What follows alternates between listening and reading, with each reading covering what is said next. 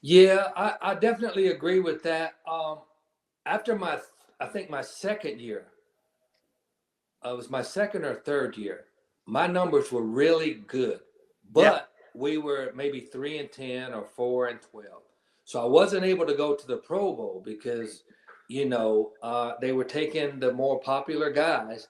And I'm not going to name the guy, but I had numbers better than one of the guys that got to go to the Pro Bowl. And that crushed me, man. That crushed me. That hurt. And I was like, okay, next year, I'm in. I don't care what I have to do. Mm-hmm. I'm going to the Pro Bowl. Mm-hmm. And so I set my sights on that Pro Bowl. I worked hard, came in early, made all the training camps, mini camps, everything, made my times. And Jeff came in, Jeff Blake, and we took off, man. We took off. Shaking Blake, baby. Yeah, Shaking Blake. And we Mm-hmm. still, I don't even think we were 500 that year. But my numbers were so good.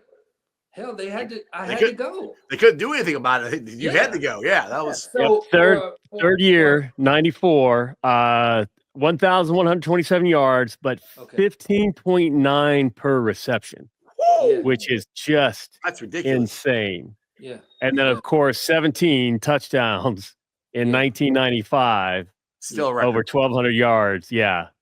And, And this is on Dave Shula, oof. Yeah. This is on Oh. a situation that wasn't just- good. No. Now I mean, man, imagine having 4 or 5 other Pro Bowl guys there, or 4 or 5 other Hall of Fame guys. But and it was what it was. I mean, Yeah. I look back on it now, and like I said, I can't be mad because, man, I played hard as hell. Mm-hmm. And I can't control the outcome of the game. I can't Not by yourself. Not by myself. So I feel like I did my part. And now I feel like this Hall of Fame stuff is a popularity contest. Oh. And I said this a lot. I feel like a lot of the guys that are getting the breaks are Hall of Fame or Super Bowl. Mm-hmm. Most of those guys get the breaks as far as TV deals, sponsorships, that sort of thing. So if you don't have those 2 criteria on your resume, it's and if you got a Bengal behind, a team you played for doesn't help either. They don't respect us for nothing. That too. Unfortunately. But I just think during my time there was no social media, there was no Facebook, YouTube, Instagram, Podcasts. podcasts, that sort of thing. Yeah. So people have to go back and look at my highlights. Hell, NFL Films doesn't even show our highlights, man. So it's the respect factor is kind of low.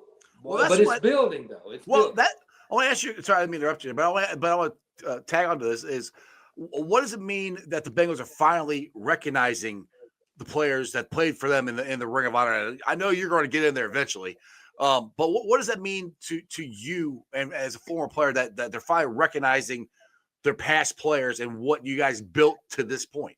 Yeah, it says a lot. It says, on a couple of different levels that, they're seeing what other teams around the league are doing. Mm-hmm. They're seeing that, other teams are bringing the guys back in. Other teams are recognizing, former players for whatever reason, and they're doing it. It just takes a while, for whatever reason, things just, work differently in Cincinnati. It seems like they're always behind the times, but now it's a different era. They're getting there. Yeah, they're getting there.